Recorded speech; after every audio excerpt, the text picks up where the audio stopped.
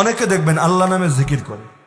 আল্লাহ নামে জিকির করা জায়েজ না জায়েজ, এ ব্যাপারে আমরা বলবো সংখ্যাগরিষ্ঠ আলেমের মতে জায়েজ।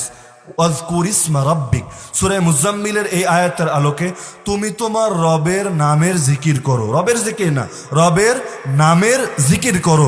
রবের নাম তো অনেকগুলা, আসমায়ে হুসনা, এর মধ্যে ইসমে আজম সবচেয়ে মহান নাম হলো আল্লাহ। আল্লাহকে ডাকছেন আপনি। তাফসীরে মারুফুল কোরআনের 8 নম্বর উযকুর ইসমা রাব্বিকার ব্যাখ্যায় যেহেতু উযকুর রব্বকা বলা হয়নি, আল্লাহ আল্লাহ জিকির করা যাবে। সুন্নত মোতাবেক ফয়সালা কি হাদিসের আলোকে? কথা হলো আপনারা দলিল চান না সুন্নত চান? দলিল, সুন্নত তো দরকার নেই। হ্যাঁ হ্যাঁ, কাজেই আল্লাহ বলেছেন ওয়াজকুর ইসমা রাব্বিকা, ঠিক না? আল্লাহ অনেক জায়গায় বলেছেন ওয়াজকুর ইসমা রাব্বিকা। কাদ আফলাহা মান তাযাক্কা ওয়া যাকারা ইসমা রাব্বিহি ফাসাল্লা। আল্লাহ সূরা আ'লার শেষে বলছেন আল্লাহর নামের জিকির করে নামাজ পড়তে হবে। আছে না?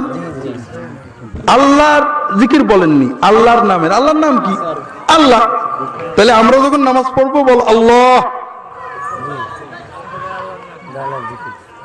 আল্লাহ বলে নামাজ পড়বো তো নাকি? কি বলে নামাজ পড়বো? আল্লাহ কখনোই বলেননি যে আল্লাহ আকবার বলে না। আল্লাহ বলেছেন আল্লাহর নামের জিকির করে নামাজ পড়বা, আল্লাহ বলে পড়বো, হবে না? কেন? হ্যাঁ, আমাদের একটা জিনিস আবারও বোঝার চেষ্টা করেন, আল্লাহ এই কোরআনটা আমাদের উপর নাজিল করেছেন না কার উপর? হ্যাঁ, আল্লাহর হুকুম নবীজি সব পালন করেননি, ঠিক না? অবশ্যই করেছেন। তাহলে ওই প্রত্যেকটা আয়াত পড়ে আগে দেখবেন নবীজি এই আয়াতটা কিভাবে পালন করেছেন। এই জায়গায় না গেলে ওই আমার মতো অকাট্য দলিল দিয়ে দাঁড়িয়ে কোরআন পড়া আপনি অজব বানাবেন। কথা বোঝেননি? কথা বোঝেন। রাসূলুল্লাহ সাল্লাল্লাহু আলাইহি ওয়াসাল্লাম কখনো আল্লাহ আল্লাহ জিকির করেননি। জিকির মানে শুধু নাম জপা না।